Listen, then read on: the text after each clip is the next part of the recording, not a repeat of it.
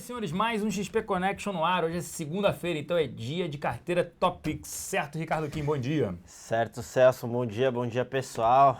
Isso a gente vai comentar da performance da nossa carteira semanal e falar um pouco de mercado também, como de costume, mas antes de qualquer coisa, bom dia para todo mundo. É isso aí, bom dia pessoal. Perto aí do Natal, Réveillon, das festas. A situação segue complicada, né? Num país desacelerando, recessão esse ano que vem. A situação ainda segue aí confusa, mas nós já falando aqui, então tá tudo ok, tudo funcionando. Vamos lá. Vamos começar aí. Carteira Top, como é que foi na semana? Perdemos um pouco, né, Ricardo? Isso aí, então, comentando primeiro da parte de performance, na semana a carteira caiu 1,66 e o Ibov caiu 1,26, então a gente abaixo do Ibov nessa semana em 0,4 pontos percentuais, mas ainda no ano a gente bem à frente. A carteira Top Picks cai 4,9, mas o índice cai quase 12% no ano, a gente 6,8 pontos percentuais acima do Ibov no ano acumulado. Falando de performances destaques, né, na semana, a gente teve para destaque negativo Sul América caindo 7,3% e Suzano caindo 5,4%.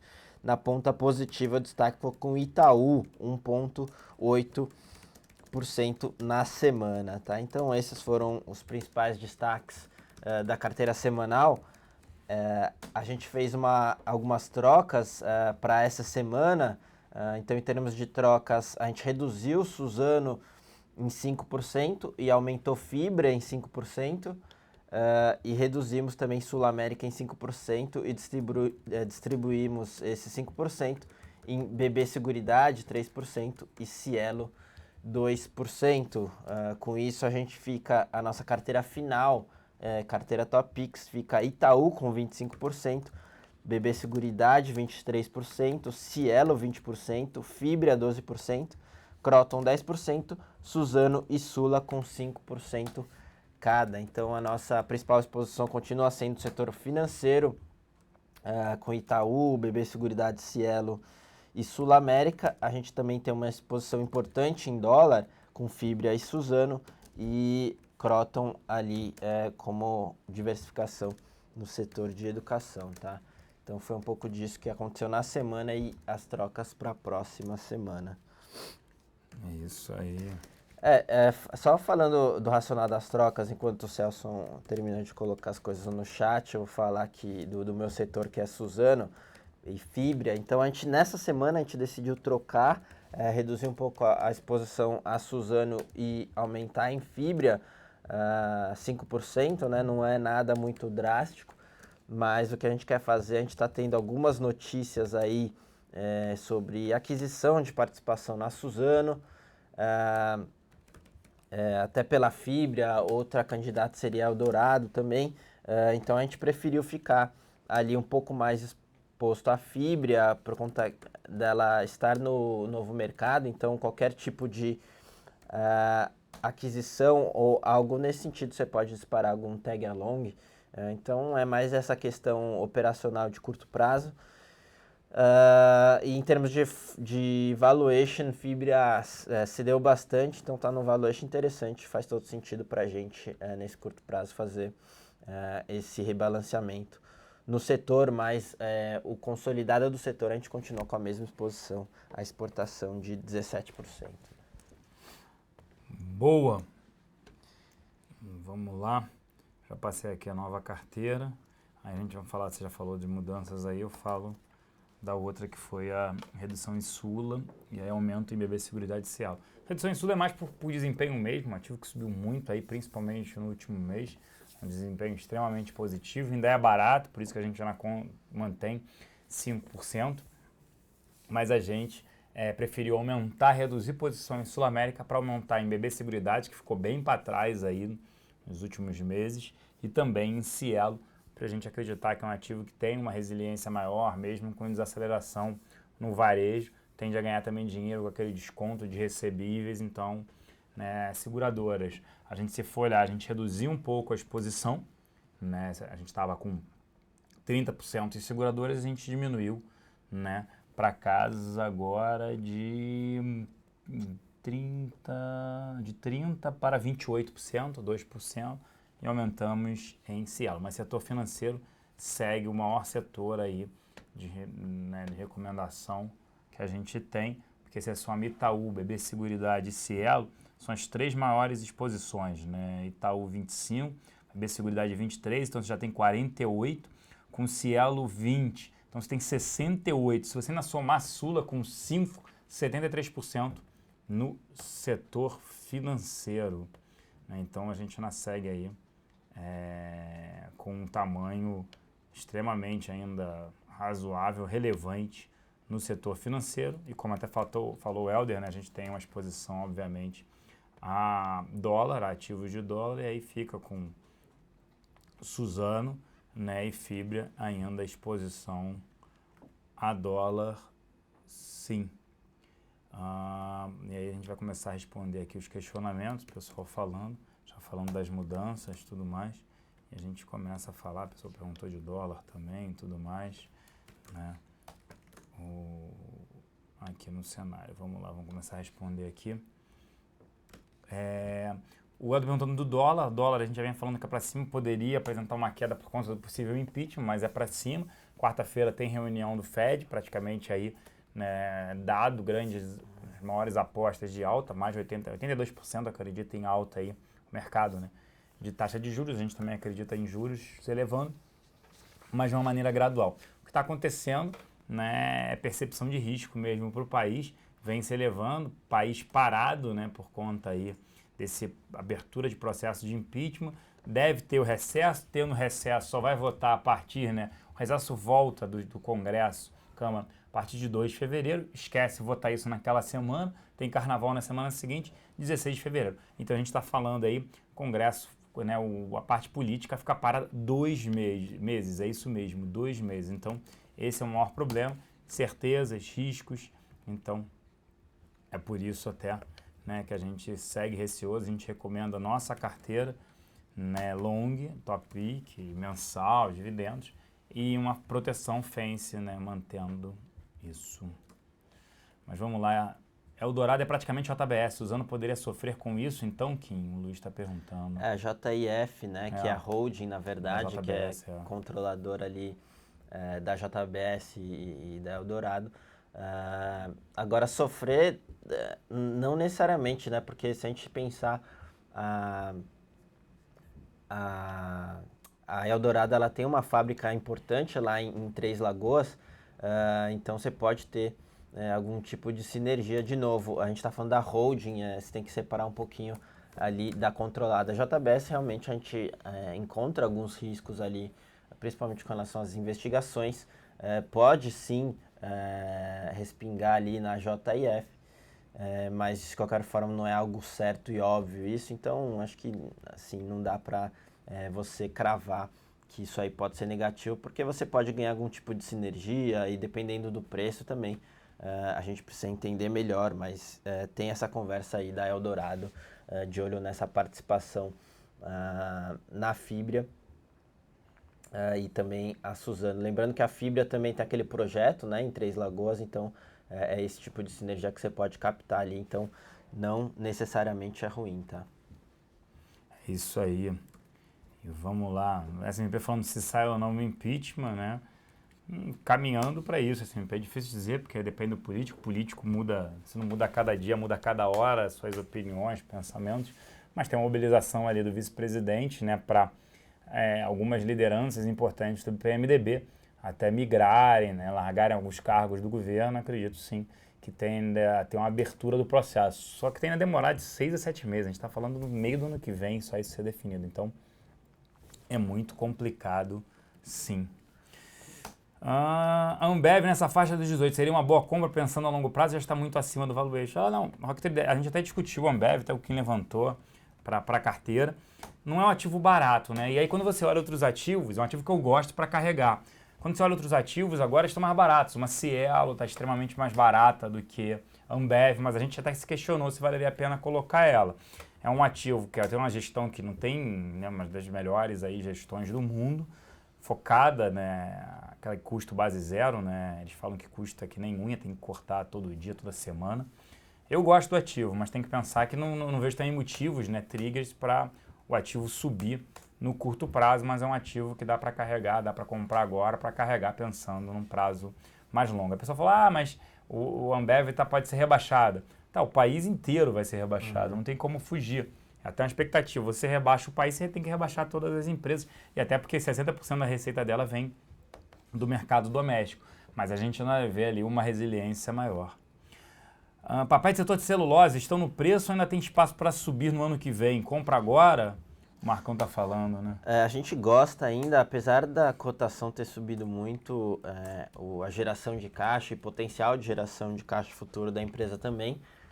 Então, se for ver por valuation, elas até cederam bastante ultimamente, ali tanto Suzano quanto Fibria, com valuations parecidos. Então, por isso que a gente mantém ali na nossa carteira. Se a gente vê uma esticada um pouco mais forte em termos de valuation, a gente aí sim reduziria a exposição, mas não é o caso agora. A gente está vendo essa tendência aí de curto prazo, né? O dólar dando essa esticada, até curva de juros abrindo. Então, de novo, como a gente acha que o estrutural é dólar para cima, a gente ainda acha que tem espaço sim para o setor. A gente está um pouco de olho ali, com a luz amarela acesa na parte de preços, né? Principalmente na China ali. De qualquer forma, a gente acha que não vai ter, por enquanto, pressão sobre o preço de celulose. Talvez você não tenha mais aquela escalada no preço repasse que a gente teve nos últimos trimestres. A gente pode ver algo como um preço estável, mas ainda dólar num patamar alto, impulsionando os próximos resultados. Boa. O S&P falando que, segundo a reportagem do Valor em Consulta a vários analistas, é previsto um 2016 muito difícil para os 4 maiores bancos brasileiros. Vale a pena manter Itaú com a maior percentual da carteira? Sim, a gente acha que sim. Primeiro, pelo valuation. Segundo, se banco sofrer isso, imagina os outros setores. Imagina o Ibovespa o quanto não vai sofrer. Então, quando a gente olha, né, o relativo, bancos negociando Itaú a 7 vezes lucro, enquanto a gente tem diversos ativos negociando a múltiplos bem acima, o Ibovespa negociando na casa de 10, e só com a taxa de juros, o crescimento de taxa de juros da carteira deles, né, ele já tem um ganho, valuation barato, mesmo com lucro o ano que vem caindo, então a gente segue ali otimista ainda com o setor bancário. E outra, a gente mantém a proteção FENSE via Ibovespa, então você está comprado em alguns ativos, mas protegido via índice. O Rubinho está falando que está vendido em Vale 5 a 10. Gostaria de saber se no médio prazo vale a pena carregar a venda. Olha, a gente continua não gostando de Vale. Enfim, a gente já explicou bastante do racional, principalmente a gente acha que deve continuar a pressão sobre o preço do minério e é a variável principal ali para Vale. Adicionalmente, a gente teve recentemente todo esse news flow negativo de Samarco, que pode ter consequências para as controladoras ali, Vale e BHP. Então, a gente continua não gostando do ativo, continua na nossa carteira short. Agora, se você provavelmente surfou boa parte dessa onda aí de queda do ativo, então talvez, em termos de valuation, está um valuation mais razoável, não é que está uma barganha ainda, então talvez reduzir metade da sua posição já para realizar lucro e partir para outra em metade, acho que faz sentido, tá? Mas a gente não vê nenhum problema, até porque a gente continua short ali nosso portfólio vendido, tá?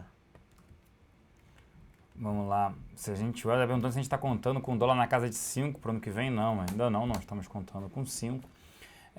CVC seria uma opção para uma carteira de médio prazo? Acho que não, a gente até já discutiu sobre isso, a gente está muito mais receoso com o CVC. Imagina o número de brasileiros, né? O brasileiro gosta de viajar, gosta de gastar. O problema é que falta de dinheiro, né? O que você vai cortar? Agora a população está cortando a utilização do automóvel por conta do preço, absurdo isso. O governo subsidiou combustível, né, de 2010 a final de 2014 e agora a gasolina e o petróleo estão com um prêmio extremamente elevado em relação aos preços internacionais para tentar que a Petrobras recupere um pouco o que ela perdeu. Nas minhas contas, 53 bilhões de reais no período de janeiro de 2010 a final de 2014 com o preço da gasolina e diesel. Então, eu não vejo a população cada vez menor a renda disponível, né, energia mais caro, cenário altamente desafiador e complicado. Então, acho que o setor, né, a CVC, o setor de viagem, tende sim a apresentar uma piora. O Marcão falou, Sula 11 já subiu bem, há uma indecisão na subida de juros porque a economia está em frangalhos, talvez só façam isso por conta da inflação. Mesmo não estando na carteira de vocês, não, Marcão. Está sim nas nossas carteiras. Há algum tempo, né? Há bastante tempo. A gente pegou essa boa alta, o papel estava negociando 7 vezes de lucro, agora está 12, ou seja, a gente pegou uma alta aí extremamente considerável, pegou, sei lá, uns 50%, talvez até um pouco mais.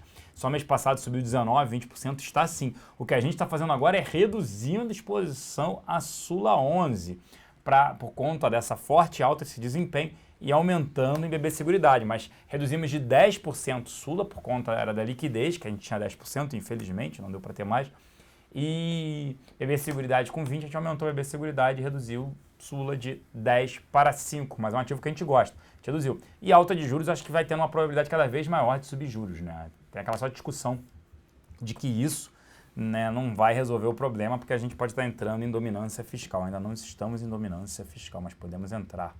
Costinha está pedindo para analisar os fundamentos de VEG, Ricardo. VEG é um papel que a gente comentou sempre que estava muito caro e já cedeu bastante. Agora está num valuation mais razoável, mas de novo não está uma barganha. A margem de segurança ali não é muito grande, até porque ela tem boa exposição ao mercado doméstico, a gente sabe o que está acontecendo com a nossa indústria. Então, para o pessoal que quer entrar, acho que vale uma entrada via Fence, né, com algum tipo de proteção, mas sem dúvida a gente tem aí algum news flow positivo, né? Ela entrou na prévia do Ibov, você tem alguns locais olhando o papel, então nesse sentido aí você pode até ter alguma performance boa agora no curto prazo, mas de novo a gente recomenda qualquer tipo de posição com proteção, tá? De novo, sem muita margem de segurança em termos de valuation. Isso aí. Vamos lá. E aí pediu para analisar o Ultrapar, o Costinha. Ultrapar, o que é o Ultrapar, né? Diversas empresas dentro. Ultrapar Participações. Ela tem Oxiteno, né, que faz a parte petroquímica. Tem dentro dela ainda Ultracargo, que é responsável pelo transporte, armazenamento, né, de glicose, toda a parte, principalmente petroquímico. Tem além dela, tem a Ultragás, que é uma cash call, né, uma geradora forte de caixa para a companhia, que ajudou a financiar o crescimento da companhia. Tem os postos Ipiranga, com toda a parte, não só de distribuição de combustíveis, como também a parte de loja de conveniência e também rede de drogarias. É um ativo que a gente gosta, só que acha caro, né, no patamar atual, né, sempre negociou com valuation elevado, porque é uma excelente gestão, vem apresentando mesmo com um cenário desafiador crescimento. Ativo interessante para ter em carteira mais para longo prazo, mas eu ainda gosto também de Ambev. É diversificado, gestão boa, ainda apresenta crescimento, melhora de margem, então esse é o ponto. A Cissa está perguntando, poderiam comentar sobre o setor elétrico, né? O que a gente não gosta de setor é muita interferência governamental, né, que tem. Então a gente acha que o governo poderia tentar controlar os preços de energia, prejudicando a Eletrobras, geradoras, né? A parte de transmissão acaba gerando uma renda fixa, mas tem que tomar um certo cuidado, onde não tem interferência governamental é melhor, mas é um setor que pode ter uma canetada. E aí a gente olha o setor e olha para outros setores na bolsa, a gente se sente mais confortável em estar fora, né, do setor elétrico. Talvez empresas como a Equatorial, que tem uma gestão totalmente profissional, né? Então a gente prefere ficar de fora. Fica muito indefinido o que vai acontecer com o setor, o que o governo vai fazer, preços para frente, repasses isso para a população. Será que num momento, né, o governo pode chegar e aí limitar o aumento de preços por conta, né, de inflação? Então a gente fica bastante preocupado em relação a isso.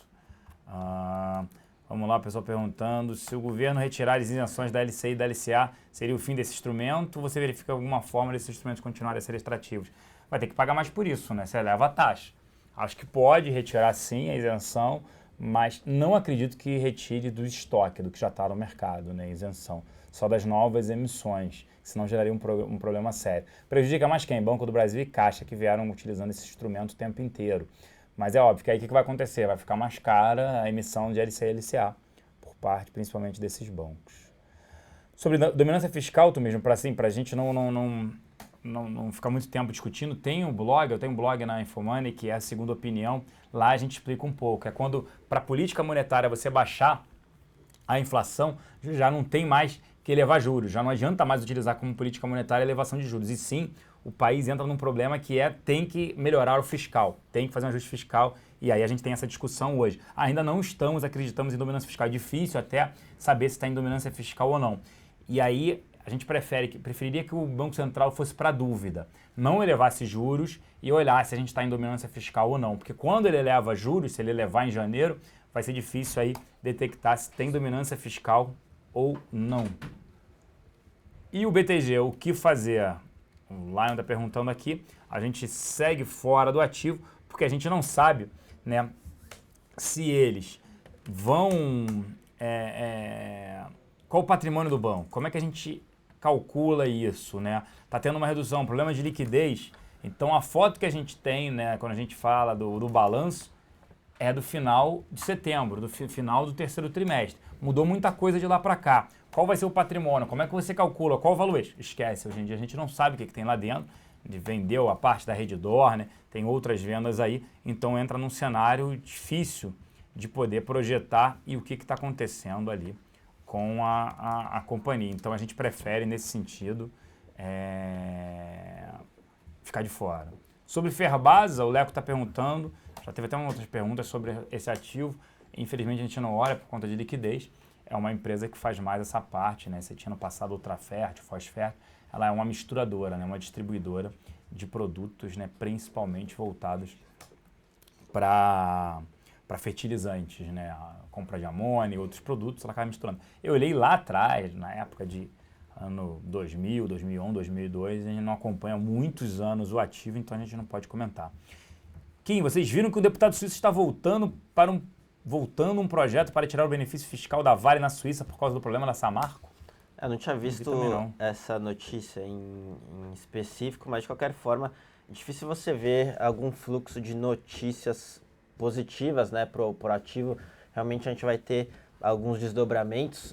Saíram algumas notícias da Vale que ela não poderia usar a barragem ali para depositar os rejeitos dela, e ela fez isso. Enfim, tem gente falando que foi 5%, gente falando que foi 20% ali de resíduos da Vale. Então, esses desdobramentos não tem como pensar que vai ter alguma coisa positiva, por isso que a gente continua de certa forma cético com o papel, né? O pessoal falando aqui que boa parte já está precificada ali, mas não só Samarco, mas você tem essa questão de China desacelerando, pressão no preço do minério, a capacidade global ali de produção de minério aumentando. Então, de novo, é muito mais por conta do estrutural difícil para os próximos anos do que especificamente a Samarco, que só traz um pouquinho mais de peso no papel. Eu olhei aqui agora, a Ferbasa, quando eu olhava, era essa parte, né, da Fosfert, ela era lá atrás, era uma empresa voltada para a parte de não de mineração, mas sim de fertilizantes, impressionante, era Fertilizantes do Brasil S.A., né, alguma coisa assim, e agora virou mineradora, cara, muitos anos que eu não olho, obrigado aí nós por chamar a atenção, mas já não olho há muito tempo, tinha Fosfert, esse tipo de ativos. Vale a pena esperar o Brasil perder o grau de investimento para entrar em BB Seguridade? Afinal, os bancos públicos seriam rebaixados e a BB Seguridade entraria por tabela. Mas é o país inteiro, acho que já está boa parte disso precificado, Marcão. E aí entraria no ativo. Você está com receio, entra com proteção, entra com fence, né? Compra o ativo e monta uma fence protegido, 10%, 15% para baixo e capturando uma alta de 10%, 15% também. E aí perguntaram de fibra, pode ser supervalorizada se houver um leilão entre a Suzano e a empresa da família Batista? Eu não contaria com isso, né? Comprar o papel só por conta de um possível leilão ali, uma oferecendo mais que a outra. Acho que se tiver que sair consolidação, não vai ter tanta briga. A gente tem poucas pretendentes ali para adquirir essa participação. eu não contaria muito com isso, mas olharia mais a parte estrutural ali, sinergias e algo nesse sentido, do que ficar tradando algum possível vários bids ali com preço para cima, tá? O SMB está perguntando, Celso, vocês acreditam que a Petrobras pode ter um lucro extraordinário com a importação de combustíveis? A defasagem do diesel está em torno de 42. Eu atualizei essa conta hoje. A gasolina era 23, 24, o diesel até fiquei espantado, falei que está quase 40. Eu atualizei online hoje o dólar e o diesel.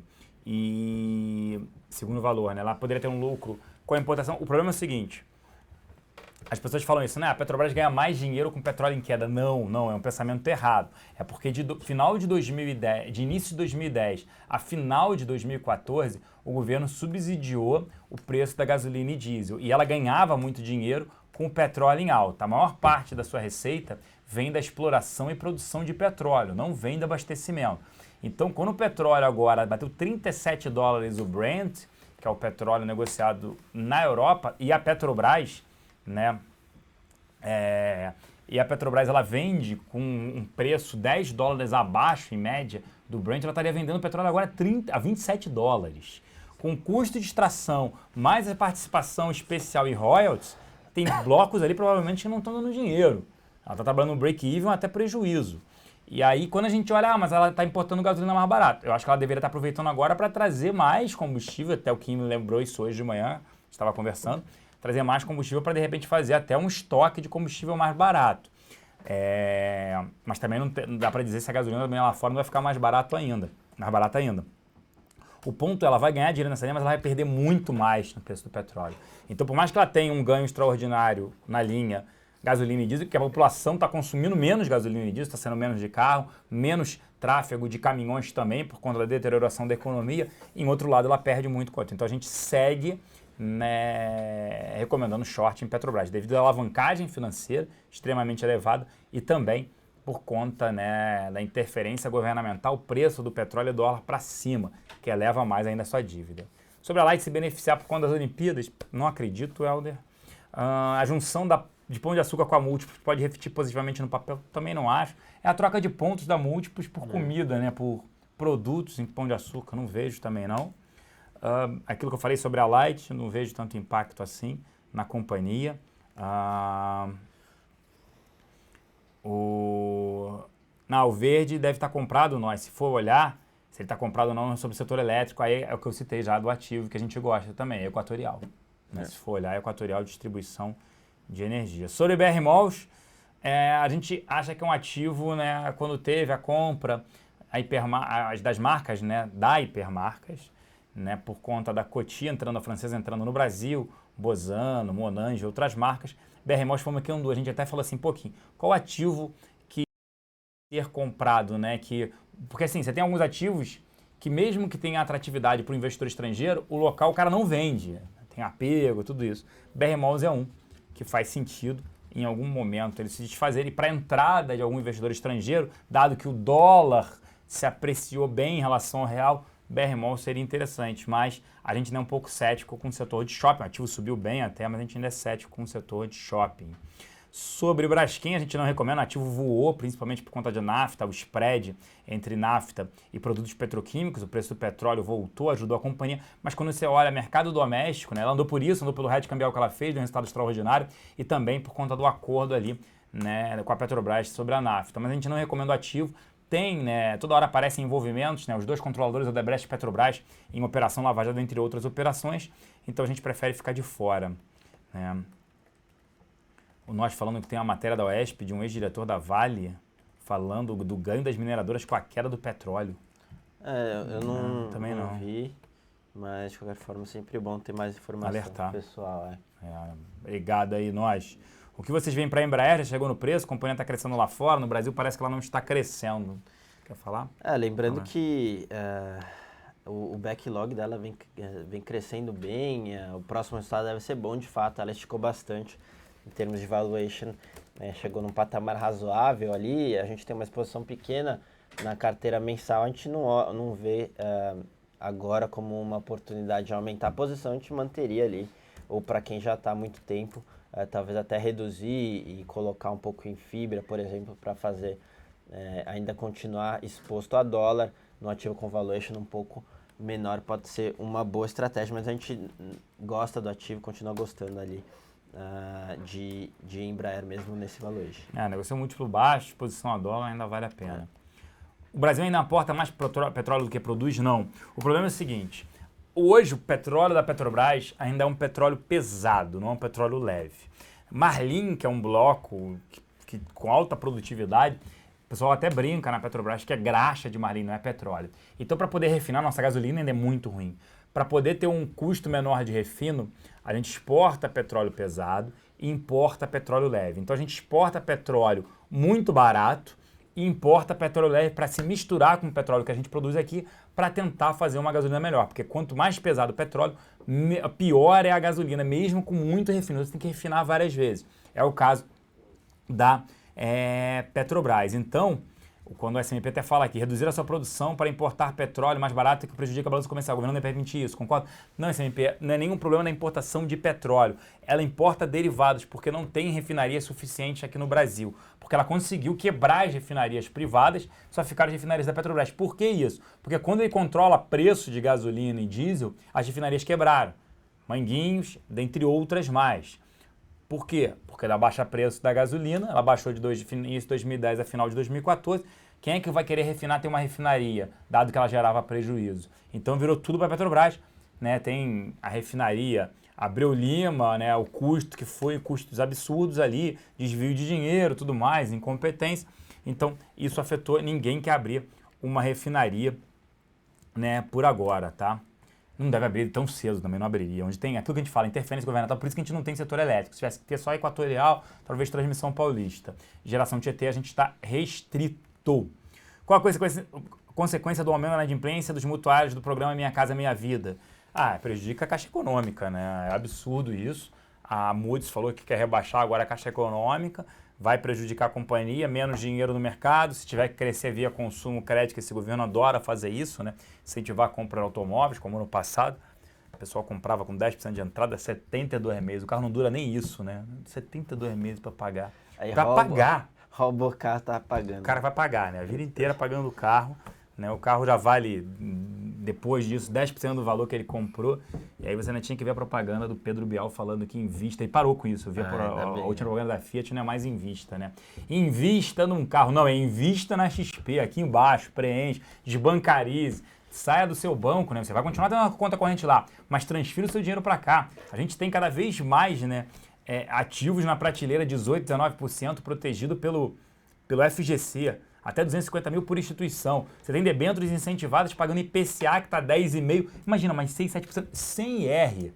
Então, assim, o momento é de investir, de fazer dinheiro. Quem mais sofre é a população de mais baixa renda, que não tem dinheiro para investir, infelizmente. Com essas conferências sobre o clima e seus respectivos acordos, você não acha que uma empresa de petróleo está condenada à falência no longo prazo? Eu acho que ela vai ter que se reinventar. Em vez de ser uma empresa de petróleo, ser uma empresa de energia, igual as montadoras, né? Se não fizer carro elétrico, como diria o Galvão Bueno, acabou. Chama o Galvão. Chama o Galvão. Luiz, obrigado, dando aula hoje. Qual a participação do Estado Islâmico na produção mundial de petróleo? Desse tamanho. Eles produzem, se eu não me engano, 50 mil barris por dia. Pô, a produção da Arábia Saudita são 10 milhões de barris por dia. Então, é zero, não é essa a preocupação. É que ali, né, eles se sustentam pela participação. Eu falando disso, teve um documentário bem interessante sobre a Síria ontem, na Globo News, e também o painel, né? Quem assistiu um painel pode procurar do William Vac. Teve um que foi bem interessante sobre o Estado Islâmico. Eu já li bastante sobre isso, sobre religião. Tem um livro bem legal do Ali Kamel, que é o Islã. E aí ele fala, eu até vou procurar aqui, ele fala sobre, esse livro é bem legal, que ele fala sobre as religiões, né, sobre o Islã e outras religiões. Eu vou procurar aqui para passar para vocês, acho que vale a pena ler. O Ali Kamel é diretor executivo, né, sobre o Islã, o nome do livro, é isso mesmo, sobre o Islã. É um livro bem interessante, que ele fala sobre todas as religiões, ele fala isso, eu posso falar sobre essas religiões porque eu tenho pai nessa religião. Aí ele fala afinidade entre muçulmanos, judeus e cristãos e as origens do terrorismo. Vale a pena ler esse livro. Né? Ele é filho de um sírio muçulmano, uma baiana católica e é casado com uma judia. Então ele fala, eu posso falar sobre tudo isso, porque eu tenho todos eles na minha base. Olha lá, sírio muçulmano, baiana católica casada com uma judia. Então ele fala, eu tenho o direito de poder falar e transitar sobre tudo isso. É bem interessante sim, vale a pena, acho que cultura nunca é demais. Acho que é isso, senhores.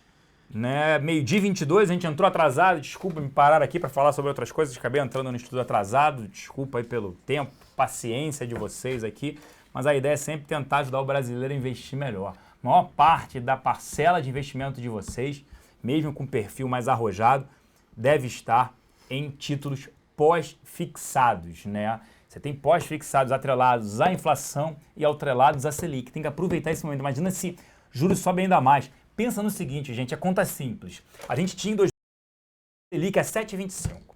Inflação girava ali 4,5, 5. Então, juros real, que é a diferença do ganho do que você aplicava. Digamos que você conseguisse a 8, 9% uma taxa. Estava 4,5, então você conseguia 5, você conseguia 3,5, 4 de rentabilidade. Juros real, diferença entre o que você aplica e a inflação.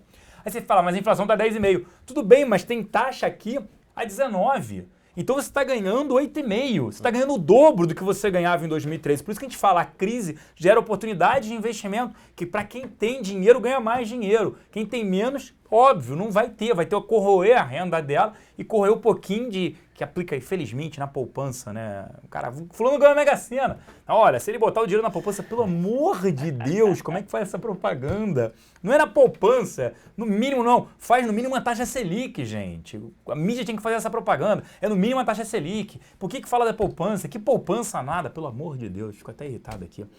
Neto Trader, obrigado, sou seu fã, sempre aprendo contigo, muito atualizado quanto às informações do mercado, você é rápido no gatilho, obrigado. É possível prever quando a inflação vai parar de subir e começar a cair? Acho que ano que vem cai SMP por conta da economia em frangalhos. E outra, em 2017 o PIB pode ser estável, em 2018 começa a crescer. Pô, como? Por quê? Cai. O crescimento orgânico da população chega um momento que você vai consumir pelo menos o mesmo, né, Kim? Não tem como, né? Você consome... Cara, é básico, eu não posso consumir menos do que isso aqui, de energia, de comida, de tudo. Acho que é isso. Mais alguma consideração? Isso aí mesmo. Acho que é isso, senhores. Obrigado. Gaúcho sim aqui, falando gente muito bom. Obrigado, gente. Obrigado pela participação de novo. Acabei esticando mais um pouco, produção, mas sem problema. O pessoal está dormindo aqui. Mas é isso, senhores. Muito obrigado pela participação, audiência, tempo de vocês. A gente volta na reunião matinal amanhã. O pessoal da produção aqui. Ficou bravo. Luquinha. Luquinha quer aparecer aqui? Dá um tchau pra galera, Luquinha? Não, eles não querem aparecer, eles não gostam de câmeras, holofotes, eles não gostam da fama, senão eles falam que eles vão ser agarrados nas ruas. Mas é isso. O nome do livro, tá? Sobre o Islã, de Ali Kamel, que é o diretor executivo, Paulino. Vale a pena ler esse livro. Tem que ler, aí volta, eu lia de novo, fala, caramba, não entendi, né? Burro pra caramba. Aí voltava, lia de novo. Mas é interessante que é muita informação e aí quanto vai deturpando, né, principalmente quando fala do Osama Bin Laden, que palavras que ele utiliza, do Alcorão, é muito legal, que eu acho que engrandece, né, cultura, é a única coisa que ninguém pode tirar de você, né, não, Kim? É a única coisa que ninguém nunca pode tirar de você. E agora também não pode tirar o ganho que a gente pode ter nesses investimentos em renda fixa pós-fixados. Um grande abraço, até amanhã, galera. Valeu, pessoal, até a próxima.